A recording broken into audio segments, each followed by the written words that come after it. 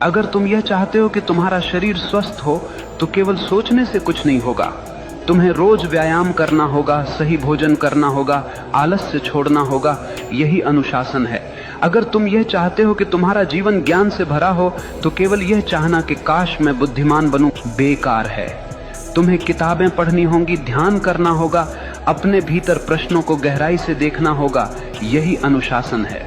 याद रखना, चाहत बीज है और अनुशासन उसका पानी। बीज कितना भी महान क्यों न हो, अगर उसे पानी न मिले तो वह सूख जाएगा।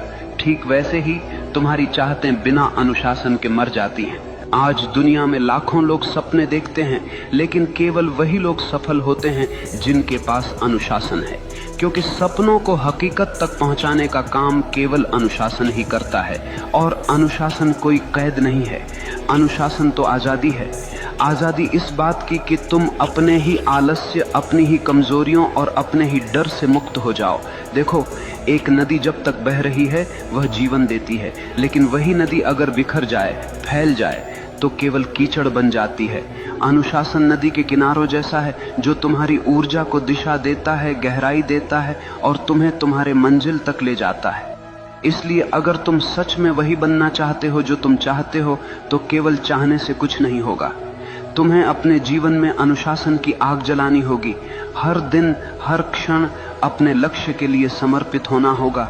और जब चाहत और अनुशासन मिलते हैं तो चमत्कार होता है। तब मनुष्य वही बनता है जो वह चाहता है।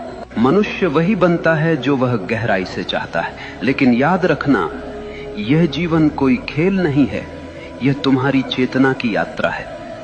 अगर तुम अपने भीतर नीच विचार रखोगे तो तुम जीवन को नरक बना लोगे, और अगर तुम अपने भीतर ऊंचे विचार, गहरी चाहत और अनुशासन रखोगे तो यही जीवन तुम्हें स्वर्ग बना देगा। सवाल ये नहीं है कि दुनिया तुम्हारे खिलाफ है या साथ में है, सवाल ये है कि तुम अपने साथ हो या नहीं।